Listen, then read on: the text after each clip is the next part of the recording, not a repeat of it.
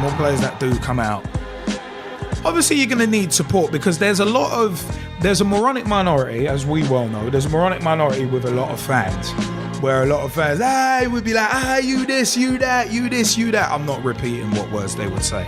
But it's one of them was where, at the end of the day, all right, props to Robbie Rodgers for coming out. More power to him. But at the end of the day, it does take a lot of courage to obviously come out, because that changes your relationship with everyone. Not just your teammates, but your family and all that. If you come out as that, I would guess. I don't know. There's no one who lives that lifestyle in my family that I know of, and I haven't got. Well, I know people who are of that lifestyle. They're generally the same person. So it's one of them ones, like we discussed something along these lines back in, I think, 2010. Yeah. When we were at Play Vibes, and it's a case of, for me, if there was a gay player in the changing room, or a homosexual player in the changing room, I personally wouldn't have a problem with it. Like I said back in 2010, and I still believe it now. As long as that person can get it done on the pitch, I got no problem. My only problem would be if that person uses it as an excuse. Ref, he's only doing this to me because I'm gay, and starts using it in that way. Yeah, that's could be a double-edged sword for some players. But at the end of the day, as I said, I personally have no problem with it. It's not my lifestyle. I might not agree with it, but it's not my life to live in that way. So hell, each to their own. But at the end of the day, in football has got so many problems to deal with at the moment. Not that I'm trying to say homosexuality is a problem. I'm not trying to say that. But I'm saying that this is why we've broken down these special features into separate things, because there's still the issue about women's football getting the respect it deserves. There's racism, which is a huge sword of Damocles over the game. A huge cloud over the game, which still hasn't been dispelled. So with this FA 150th year circle jerk, as I've been calling it, it's a case of they'll be saying, yeah, we're champions in this, we're champions in that. But then when it came to depression, it was like the powers that be at the FA don't know what their own organisation has got in place to help with that. So in terms of gay players, from what I know, the FA haven't really said anything. Since the whole Robbie Rodgers thing came out, they haven't really said anything and come out and say, you know what, we will support players. Well, they've probably said it like once in like an errant quote, but they've not been shouting it from the hills in the same way as things with depression, where they don't even know what's going on. So I think there's a lot of moronic fans who legitimately, it's tribalism in football. We've spoken about that before as well. At the end of the day, tribalism in football is a massive thing, and anything that it's like being in secondary school almost. Anything that someone sees as a weakness, then people zone in on that, or they see you as different, they zone in on that. So Robbie Rodgers has shown bravery by coming out and saying, right, this is my lifestyle choice. I just want to get on with it. Fine, let the man get on with it. He's a professional football player. Let him get on with playing professional football. I mean, it's one of them ones. A lot of people are in the mindset of don't ask, don't tell. If someone was to feel comfortable enough to tell me, you know what, I'm coming out of the closet, fine. I'd probably support him. If they're a close person to me, I'll probably support them. But then you've got people on the terraces, and people who even in their families have people who come out as homosexual and are like, no, I'm disowning it. Done. Over. You're not my son anymore. You're not my daughter anymore. Whatever. So football being in its own little bubble, and there was quite an interesting quote in there about the world moving forward, but football not. Yeah, in a lot of ways, football is a microcosm of society, where there will be certain people who will say they're accepting of gay players but won't be. So its actions speak louder than words in that regard. But I think it's a case of equality in football. just like equality on our shows. We the people, for the people. We don't just say it as good PR, because for us, it's not. We don't even look at it as PR. We look at it as an honest assertion. It is we the people, for the people. Just look at who we've got on the Skype chat. Just look at who at us in general. What we do with our videos. What we do with everything that we do. So it's one of them ones where. So it's one of them ones where, I don't know, the men's game probably needs to move forward and be accepting, especially, but it has. I think a lot of players will probably not have a problem with it. Just like in wrestling with Chris Kanyon coming out as gay, and one of his best friends was Diamond Dallas Page. Lance Storm also knew about it as well, and they were like, man, I didn't have a problem with it. I mean, some people have said, you could totally tell he was gay, but still didn't have a problem with it. At the end of the day, I think there's some narrow-minded, ignorant people who think, oh, he's gay, he's going to accost me, oh, get him away from me, and all that kind of attitude. Because if some people have got antiquated draconian attitudes about race, then they're more likely than not going to have it about certain other things as well. Because ignorance is all-encompassing generally. So, I don't know, I mean, G-Man, do you want to jump in on this? And there's been some interesting stuff in the Skype chat as well, so we'll throw out to them in a sec. Yeah, to be honest, I got to say, like, this whole issue with homophobia in football, to be honest, I'm slightly baffled, yeah, because at the end of the day, we don't hear much about homophobia in football. Yeah. Now, I don't know if people agree with me, but you don't hear much about it. So to me, is there really homophobia in football? I think there probably is in certain sections. There might be in certain sections. Like there's racism in football in certain like, for instance, I'll lead it to that document. And sexism too. There might be that document that Liverpool released the other day, where there's offensive words out there. Now there might be a lot of offensive words out there that people are using that could offend people that are homosexual or whatever, or of a certain ethnic race or whatever. Yeah, but in terms of homophobia in football, like, because there hasn't been no high profile, apart from the Justin Fashanu one, which happened all those years ago, apart from that, there hasn't been anything happen since then. And that's because no one's actually come out, in terms of, apart from Robbie, no one has actually come out and, said, I'm a homophobic, I'm gay, sorry. So in my eyes, like, is there really a big issue? Like, if people are not coming out, there is no real issue there until people actually come out. And people need to come out just to see, that. I don't personally think there will be, because in the stands, there are going to be multiple people that have gay people in their family, they've crossed this bridge already. There's going to be the minority of idiots. Yeah, there is going to be the minority of idiots. That's who I'm getting at, mate. But at the end of the day, there's going to be people who, might have had certain thoughts and feelings before, but because of the way society is progressing, certain stigmas in their minds have been changed. So a gay footballer, probably isn't going to be a big issue. Actually, they probably won't even bat an eyelid. Maybe in the press they might write something silly, because we know how the press get, and the press like to, sensationalize certain things when they shouldn't do. We're, in most cases, especially when it comes to football. But at the end of the day, if something's not out there, I don't think you can really say there's a real problem, unless it's been battered to death. But then that's my personal opinion. I'm not.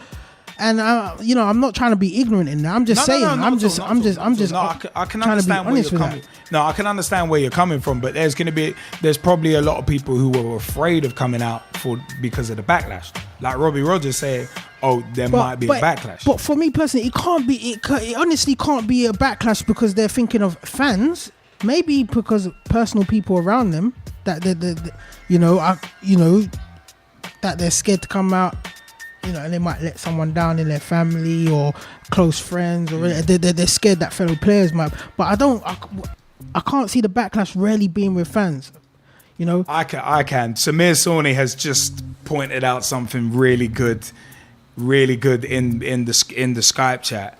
and we're gonna come to Well, I just want to touch. I want to touch another. I just want to touch another point. Yeah. You know, look at when people like Del Winton, when Graham Norton. You know, those are big personalities on TV. Del Winton broke barriers. You get me? Oh, and they're both loved by the nation. They're loved by the nation. So really and truthfully, I think that Well, maybe I'm just thinking of the UK and I'm not thinking about worldwide. Yeah. That might be my problem right here. That might be my problem right here. Yeah, I mean it's one of them ones. I mean, you look at apparently Robert. You were telling me about Robert Mugabe, what he's been saying recently. Yeah. What was? Well, it's reported that he had said that you know, it's not a very nice thing to say on air, but he would chop off the heads of. And that's a leader of a country saying that. But that's rarely apparent. That's rarely apparently, because a lot of stuff that comes out of Zimbabwe has to be apparent, because you know, not many real quotes come out of there. Just speculation and hype. Yeah, no, of course. A lot of atrocities. But I mean, if that's that is another said, story. If that is said, and there's been certain clips that have leaked onto the internet with homosexual people supposedly being assaulted, and it's one of them ones where football fans can be extremely harsh. That's why I brought up the analogy of secondary school. But at least with secondary school, you're kids, you're teenagers, and at the end of the day, it's a case of you could kind of not necessarily let it slide, but it's like, all right, they're kids, they don't know what they're doing, but we're talking full adult people. And you know what, Samir brings up another interesting one about Ashley Cole and that kind of thing. Sol Campbell, Graham Lazar. The Ashley Cole one was very interesting, and it's that particular source that it was against doesn't surprise me, because I think that's a particular scumbag source, but that's my personal opinion. But what do you want to... Another point I just want to touch on, it's like I look at it like this with black players transitioning into football. Like, black players had to put themselves out there first, you know, to break barriers, to move forward. You know, it has to happen. Like, at the end of the day, when you're fighting ignorance, you know, you're gonna come up against a wall of ignorance, and you have to break that down. You can't. It's horrible to say. It's horrible to think. Maybe I am totally wrong, and I'm sorry if I am. But you can't. I don't think you can sidestep a wall of ignorance. You have to go head through it. Yeah, no, I agree with you on that. I don't think you are wrong on that at all. I wholeheartedly agree with you.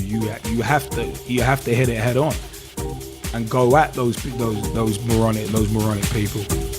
You know what? I want to throw out to the Skypers. Sophie and Rachel, you two, I know you two have been waiting to jump in on this. What would you like to say? And then we'll throw to Samir Sawhney, who said some very interesting stuff as well. But Sophie and Rachel, have at it. I was just saying that maybe you should start looking a bit more at the women's game, where it really isn't an issue. I mean, there may be a couple of gay players in every team, but they're not defined by their sexuality at all. You don't even think about it. Fans. I think the difference with the women's game, though, is it's kind of the stereotype that women are gay who play football. That's a stereotype that's in women's football, which is quite unusual, because there's a lot less gay women in women's football than you'd actually think there is. Yeah. Whereas the opposite can be said about the men's. There's a lot more gay men in football than there's actually believed to be, I think. Yeah. That wouldn't surprise me, because I think you're onto something in terms of kind of stereotypes and that kind of thing. I mean, why should it matter that someone's gay, whether someone's gay or not? To be perfectly frank, let's boil this down. But it doesn't affect their footballing ability, does it? Exactly. That's what I was saying earlier. It's a case of you can get it done on the football pitch. I don't care if you're black, green, yellow, gay, straight. Mate, you could be a transsexual for all I care. I don't give a damn. You're still my teammate, and boy, as long as we're on the same side, we're gonna be playing together. We're gonna be playing for the good of the team and trying to win. And at the end of the day, I mean, I think women's sport in general might have those kind of stereotypes. Where look at the LPGA. The LPGA is always looked upon as a lot of people look upon it as there's probably a lot of lesbians in there, and it's like, well, that might not necessarily be the case. that might not. I don't know if any quantifiable research has been done about it, but that might not be the case. I think what contributes to that, though, as well, is that it's a lot more accepted in women's sport to be gay, in women's sport in general, than it is in men's sport in general, because I don't know, a lot more women are gay, or a lot more women are out in women's sport than in men's, in general, not just football. But why do you think that's more? Because my personal thought would be that kind of men's football is more kind of about the kind of, it's all about the bravado and being looked upon as being a man, like in the document that Liverpool released last week, where man up and play like a girl, things like that. Those kind of things are very kind of machismo. It's very much trying to ooze machismo, whereas the Liverpool document with those kind of phrases in it, where we were like, mate, we don't want that said here. So it's trying to wean off that kind of that ultra machismo image, where I think the men's game has got a lot of that machismo image. Same with many other sports such as rugby, American football, and all that. But also, I think women in general are probably a bit more accommodating for that kind of thing. I would assume, because women by default are a lot more, not even in touch with their feminine side. That's very much a cliche, but more empathetic. That's the word I'm looking for. I've always seen that women, especially mothers, are so empathetic, and women on a general basis always try and feel the emotions of whoever they're talking to. I also think that men, maybe especially football fans, or the minority of football fans that I heard, probably see it as a weakness. Which is and it unfair. shouldn't be seen as a weakness, but they see it as a weakness for you to be attacked by, because they know how hard it is, because we're not equal in society. It's at the moment. Yeah. I also think it harks back to when sport was a mainly male-dominated thing.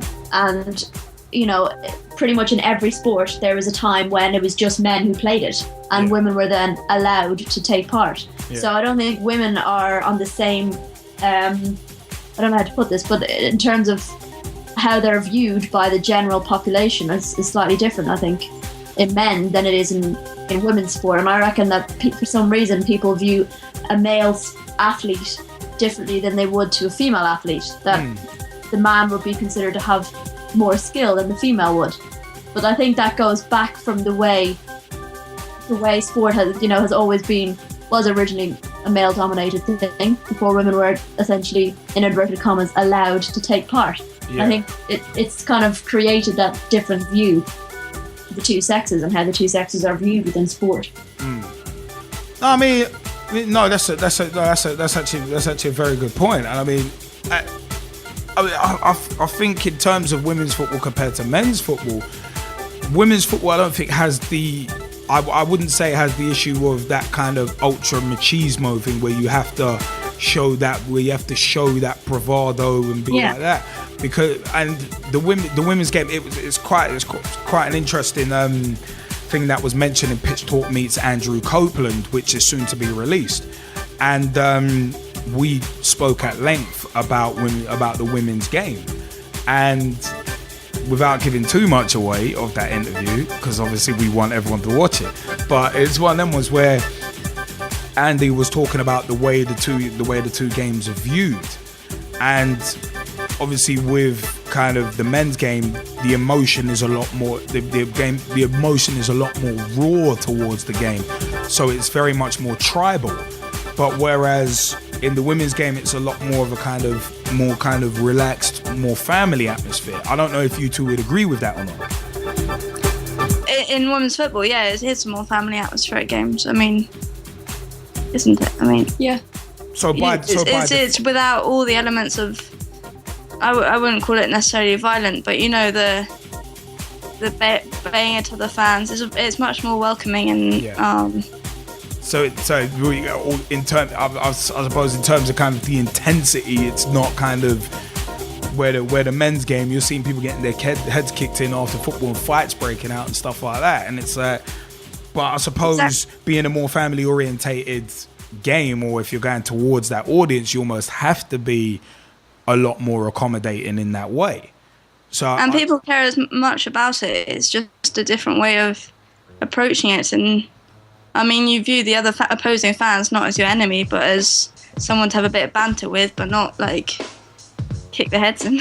No, of course. Just a different way of thinking, I think. I think as well, male football stars, especially with the kind of exposure they get, they end up being placed on a pedestal, and the expectations of athletes would be slightly different to maybe that with women. I mean, for me, I admire female footballers a lot more than I would male, because I know that it's a lot harder for them to do what they do than the male stars are. So I think with male footballers, they're on this kind of pedestal, and any opportunity to kind of chip away at them or tear them down in some way, whether it's jealousy or whatever, there's a lot more opportunity to do that. And being gay then is just one more thing to try and use against them. Yeah. I mean, it's one of them ones. I mean, I've always said players are role models. Male players are role models, but they shouldn't be.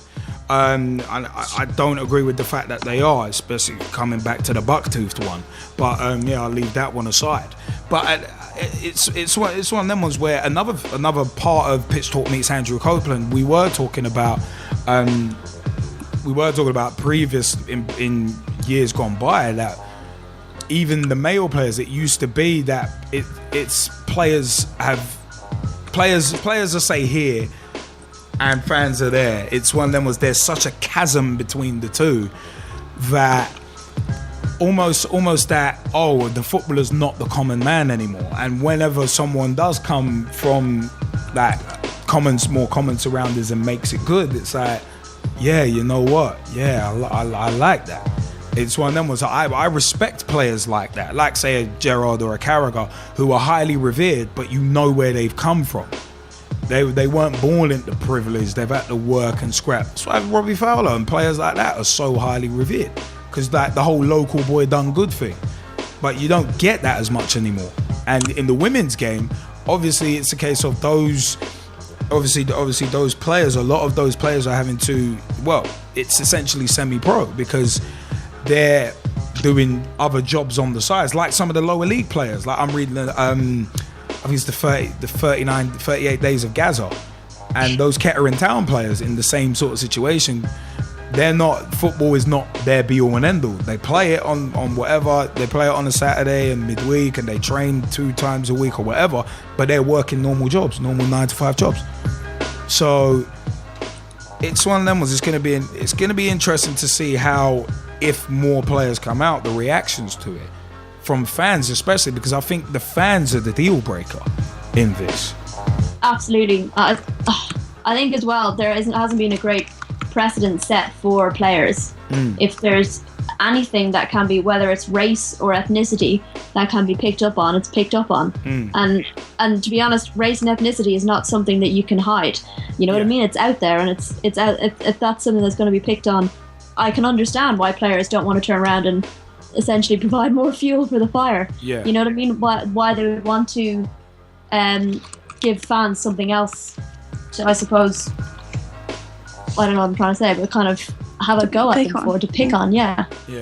I mean, that's what I mean. You know, that's it's good that you kind of highlighted the difference between being a homosexual and say being a black man, for instance. It's one of them ones. One you can hide and one you can't. At the end of the day, that's why we've always, and especially me, but as a general thing, we've always kept. This is why we wanted to give, in terms of equality in football, have a debate separately about homosexuality in football from race in football, because it's 2 different struggles. It's 2 different battles. One, I said, one you can hide, one you can't. I can't hide the fact that I'm a black man, but I wouldn't want to hide it, to be perfect. Yeah, exactly. Not that either struggles are easy, but at least if you are homosexual, it's something that you can refrain from sharing with the general population. You can still be proud homosexual, but you should rightly so be proud of your race and your ethnicity as well at the same time. So, but like I said, it's not a precedent that's being set now.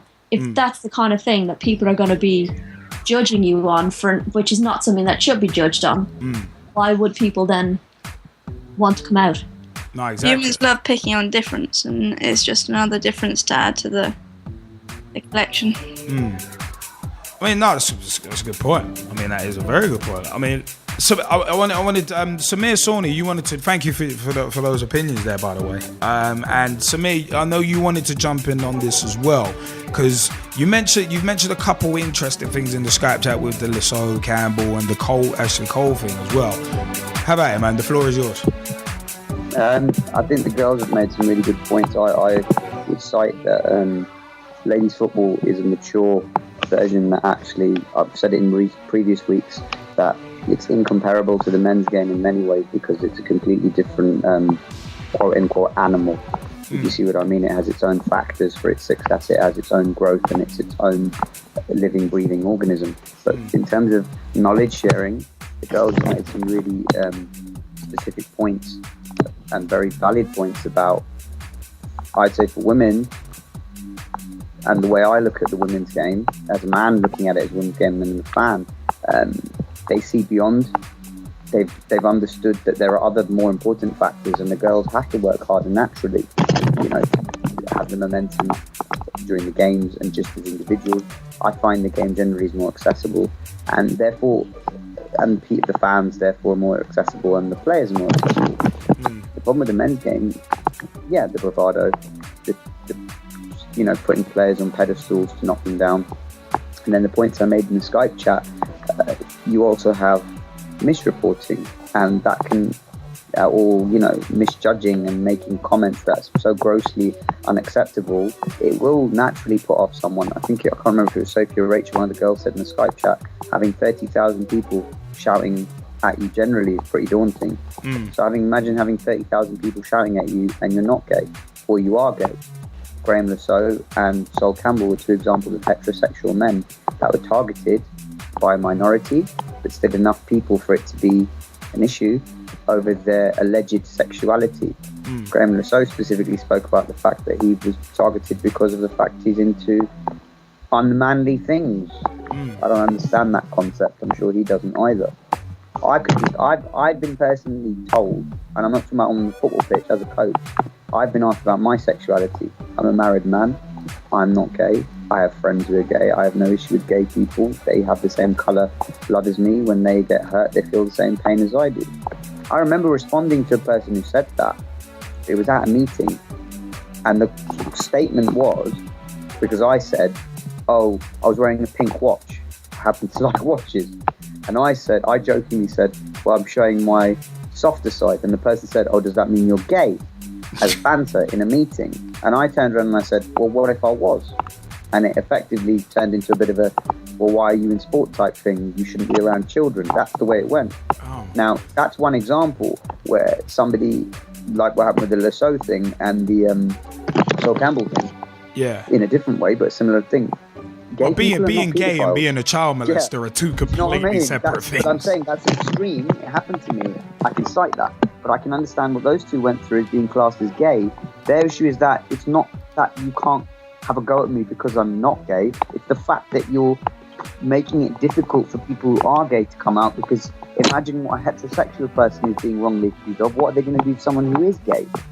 And again, I'm not saying that all fans are like this. We know that Gman made some really good points. The issue is only there until the issue is raised, but the issue, unfortunately, has reared its ugly head a few times. We had this story several years ago, the now defunct News of the World and Sun reprinting a fabricated story as far as we know. But it was a story about allegedly two footballers who'd had quote-unquote gay relations. I don't even like that term because it makes it sound even more sordid than it allegedly was. They had relations. Now, he was never named. However, Ashley Cole received damages and an apology. I don't want to talk about those newspapers. I don't have any time for that. But the point I'm trying to say is that when you get fabricated stories or you get players being targeted wrongly or for whatever reason, it will naturally go back to the point that one of the girls made about you're getting people who are baying for your blood if you miss the sitter in the 5th minute, in the 95th minute, right? You don't need it as a footballer with all the pressure that is in the game to be going through that, and then someone says, you're effing this or bleeping that. you put your little expletive or homophobic comment at the end of it. Yeah. So I then cited the Welsh rugby player whose name I've completely forgotten now, that came out as being gay several years ago, and they're making a film about him actually now. That to me is brave. That is massively brave what he did. And I mean, I'm a rugby fan, but I'm not saying the level of a rugby fan as I'm a football fan, so I don't know if more rugby players have come out since. But what he did and the story that I've read about with him specifically, I can't remember, I've forgotten his name, that needs to happen. Now, what happened with Robbie, now the LA Galaxy, it would have been interesting if he'd stuck in England and stayed in England. Yeah. But what he did, I respect him for. He did it for his own reasons. But it would have been interesting if a player like that had stayed. I mean, I'm hoping that someone who's an England international, someone big comes out, because that you need almost like a test case for it to happen. To break the mold. You can't have. This sounds horrible. I don't mean it like this. You can't have, say, a semi-professional footballer coming out the way it is. It will be fantastic and it will be lovely, and I have a lot of time for that person because they are braver beyond anything I could ever do in my life. But it shouldn't be like that anyway. You shouldn't have to be brave to come out as gay. It's just so warped, that concept. But it needs to be for the sake of the men's game, how messed up it is at the moment. But unfortunately, you need something big, something to positively happen. Yeah. There are gay footballers there. The girls were right. I will never say it because those persons want me. I've played with gay footballers. I've coached a couple of gay footballers who sat down with me with tears in their eyes and said, I'm not normal. Not because they're questioning their sexuality, but because they're so angry that they can't be open and they can't be with their partner in public because of the life that they've chosen to have. I can't imagine what that life's like. But the equation that was given to me was, although they are separate strata, was imagine it's you on religious terms or because of your colour, you weren't allowed to be in certain places. So then that does make you sit back and have a think when you're packing up at the end of a coaching session and say, bloody hell, no wonder that guy's, struggling to perform. No wonder he's not whipping in the crosses like I need him to. No wonder he's not banging in the goals or keeping out the penalties, because he's got this crap in his brain as well. Yeah. What if? That's not a way to live your life. Yeah, no, of course not. And I mean, for me, the thing is, you brought up about the newspapers. It's a case of, see, this is the thing with me. The media doesn't necessarily help with these kind of things either, because at the end of the day, you got to look at the way the media handles certain things. Liverpool came out with a document an anti-discrimination document, and look how that was received. They mocked it and basically thought it was a joke. Look at the way the parasitic media reacted to that. And you will have, and there were people on Twitter seeing that, reading that article, not getting what Liverpool were trying to do, and they're just mocking it. So basically, I said the media does not, the parasitic media, as I like to bleat on about, does not help, because at the end of the day, they will come out and they will just focus not on the bravery of coming out, but they'll be like, oh, this player's gay. Look, this player's gay. Look, gay. And they'll miss the point completely. Like with the Suarez everything, there was so much misreporting and non-reporting. But I read 70 pages of that report and came to that summation where some people never even read the first page. Now, a lot of people take what some of the parasitic media say, especially in newspapers, as gospel, and they believe that without questioning it, without looking beyond it.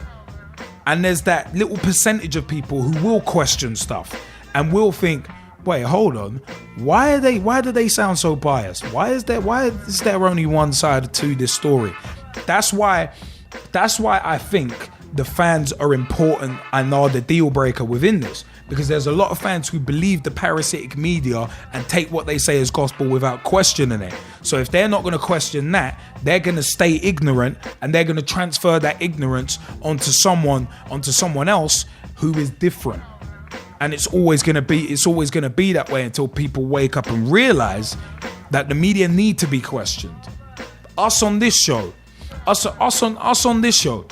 question us. If you want to have a debate with us, feel free. If we ain't got time for it on the show, we're on the social networks. We're always there. We're easily accessible. We don't mind that. We're prepared to research and back up our stories. And look for the direct quotes, look for the truth in the stories. So is Samir, so is Sophie and Rachel, so is someone like, say, Umbrine, and the work that she does for Fusion Lifestyle magazine. So it's one of them ones. At the end of the day, most people are so lazy and won't look beyond what is being fed to them, and those are the people. Unfortunately, those seem to be a majority, and that's where the problem lies. And for me, that's why I see fans as the deal breaker in this, in terms of people not wanting to come out and that kind of thing. So, one of them ones, man.